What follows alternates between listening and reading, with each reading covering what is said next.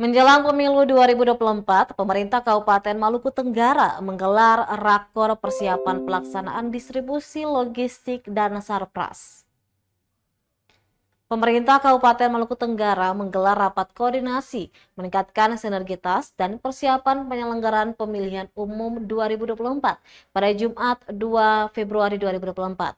Kegiatan di kantor Bupati Malra ini dihadiri semua stakeholder dan Forkopimda terkait kepemiluan dengan tujuan memastikan koordinasi yang harmonis dan efektif dalam menghadapi pesta demokrasi mendatang.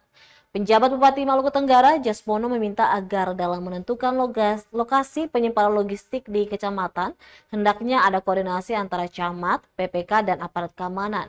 Menurutnya, distribusi logistik dengan mengutamakan wilayah terluar, terjauh, dan sulit terjangkau. Sementara Ketua KPU Kabupaten Maluku Tenggara, Basuki Rahmat Owat, mengatakan agar tetap memetakan kelengkapan alat di pangan seperti komputer, laptop, print, juga sarana prasarana penunjang lainnya.